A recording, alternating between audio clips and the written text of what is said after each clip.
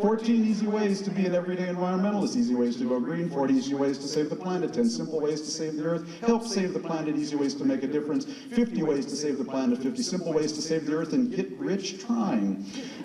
Top 10 ways to green up your sex life.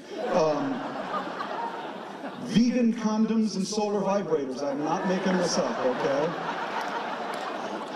Innovative ways to save planet Earth, 101 things designers can do to save the Earth, 5 weird and wacky ways to save the Earth, 5 ways to save the world, and for those with a messianic streak but who are short of both cash and time, 10 ways to save the Earth and money in under a minute. That's not a revolution, friends. That is a party. There is one word, besides later, that we do have to get out of the dictionary, and that's the adjective easy applied to the Green Revolution. There will be nothing easy about this.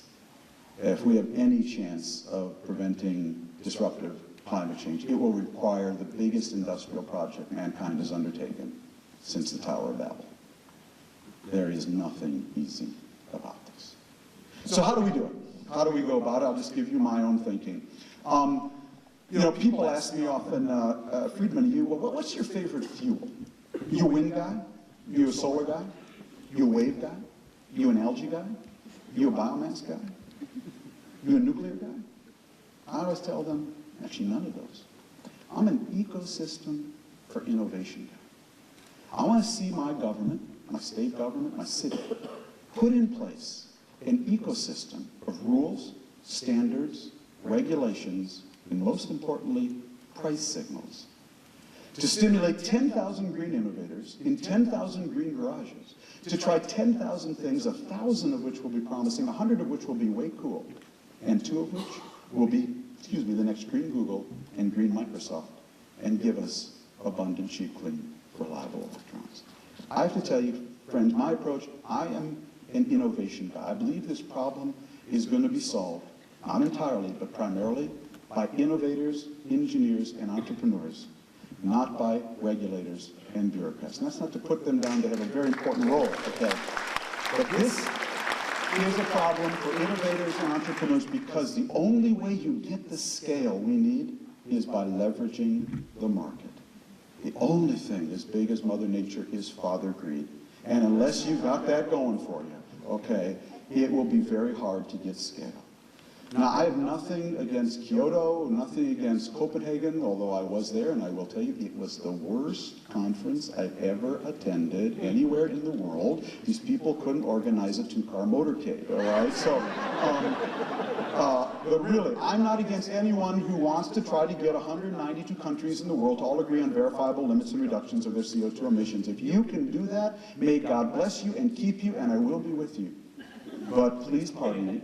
Please pardon me if I don't want to hostage my own 2 daughters' future to the day we get 192 countries in the world to all agree on verifiable limits and reductions of their CO2 emissions. I'd rather bet on American, Chinese, Indian, and Brazilian ingenuity than entrepreneurship. So that's really where I put my focus. So then the question is, okay, how do we do that? How do we do that? Well, you know, my motto all along has been change your leaders, not your light bulbs, okay? And thank God, you know, California's done a good job in that. But we need a few more leaders, okay, if we're going to put in place the right ecosystem of rules, laws, standards, and regulations. But most importantly, friends, do not kid yourself, prices. If you take nothing away from this lecture this afternoon, please take this. Price matters. I live in Montgomery County, Maryland. When gasoline was $4.50 a gallon in Montgomery County, Maryland, you could not buy a Toyota hybrid Prius at Coleman Toyota in Montgomery County, Maryland. The waiting list got too long. When gasoline was $2 a gallon, you could not sell a Toyota hybrid Prius in Montgomery. So when it comes to ET, the energy technology revolution, price matters so much more than with IT, the information technology revolution. This is a critical point. We all have to understand this, so I'm going to take 2 minutes to walk you through.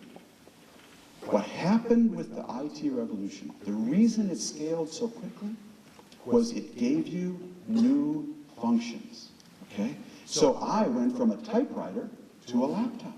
I went from carbon paper to a Xerox machine. I went from a telex or a telegraph to the internet. And because with each one of those transitions, I got new functions, man, price didn't matter to me at all.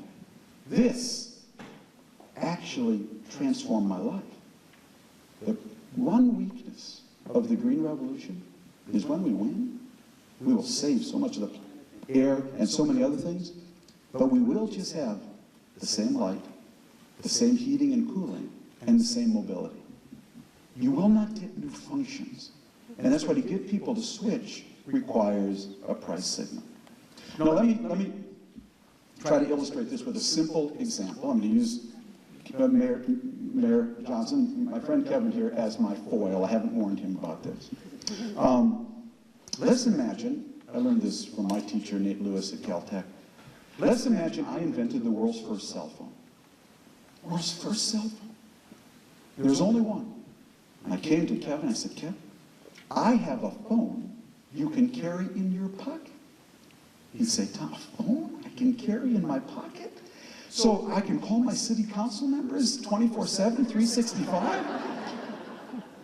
Donors and friends, absolute. I've got a phone you can carry in your pocket. He'd say, what? He'd say, Tom, that would change my life. That would give me a whole new set of functions I've never had before. Tom, I'll take 10. So wait a minute, Kev. Wait a minute, Kev. Now, you got to understand something. I know you're in the NBA, but these phones, this thing called a cell phone, they're expensive. This is the first one. They're going to cost you $1,000 each. He'd say, no problem. A phone I could carry in my pocket would give me so many new functions, I'll take 10. So 10 to Kev, 10 to her, 10 to him, 10 to her, 10 to him. You know what happens. I'm back in Sacramento. 6 months later, my phone now only costs $500, and it weighs half the price. Why? Because I'm down the cost, volume, learning, manufacturing curve, heading for the Chindia price. The price at my thing called a cell phone will scale in China and India. I love Sacramento. Come back a year later. Come back to the Crest Theater. Call my friend Kevin. Yo, Kevin. How'd that cell phone work out for you? Oh, Tom, so changed my life. Man, I've been waking up my city council members, okay, on weekends, late at night. It's so much fun. It changed my life, okay. Got another deal for you. What's that, says the mayor. See the lights at the Crest Theater? I'm going to power all these lights with solar energy. But it's going to cost you $200 more a month. What would the mayor say? He'd say, Tom. Remember that cell phone you sold me? That changed my life, gave me a whole new set of functions. Tom, you've been to the Crest Theater. You know we already have light. And we really don't care where the photons and electrons come from. So unless the governor comes along, or the president, and says, Mr. Mayor, from now on, you're actually going to pay the fully burdened cost of those lights. You're going to pay the cost of the CO2 we're putting in the atmosphere that will come back in the form of disruptive climate change. You're going to pay for the cost of the troops protecting the oil from the Persian Gulf. They're not going to cost you $300 a month. When that happens, here's what happens. My friend Kev gets on his cell phone, which now just clips to his ear and costs $25. And he calls me and he says, Tom, your solar lights? I'll take 10. And then guess what, folks? I'm off to the races. I'm down the cost volume learning curve where I can get that price down even below the cost of oil.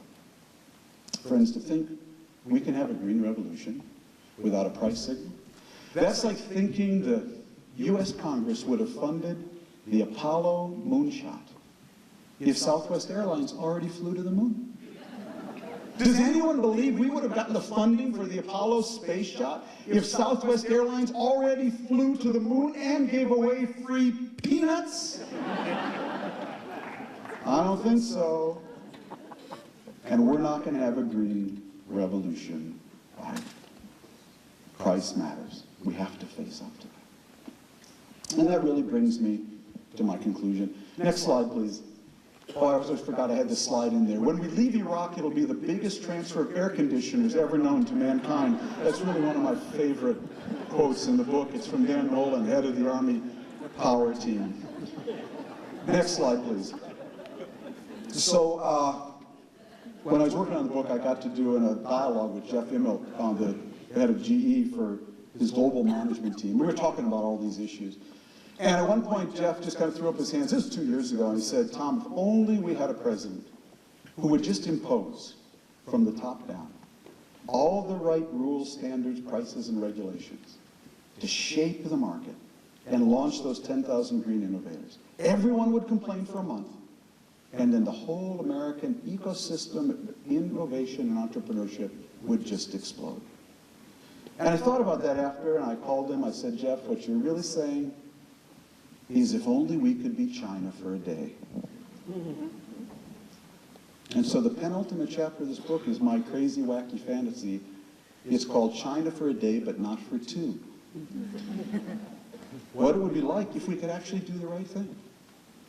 If we could actually just do the right things to take advantage of all that thrust from below and launch a real green revolution.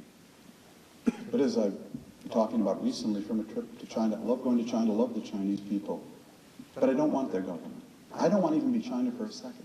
But what I do want is my own government, to work with the same focus, authority, legitimacy, and stick-to-itiveness, to do big aspirational things, democratically, the way China does it, through command and control. That's what I want. And that's why the last chapter of this book is called A Democratic China or a Banana Republic. Because I think that's really our choice, friends.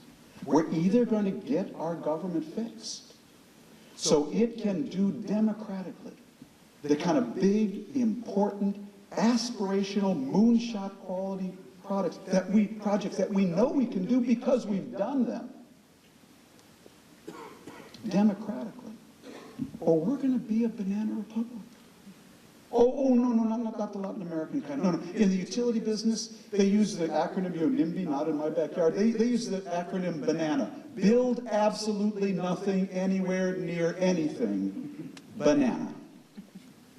We're either going to get our government to work, or I fear, friends, when it comes to being the regeneration, we're going to build absolutely nothing anywhere near anything.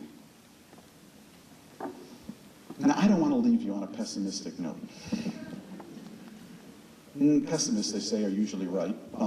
Optimists are usually wrong, but I believe all the great change in this country was done, built, and driven by optimists. So I will go down swinging.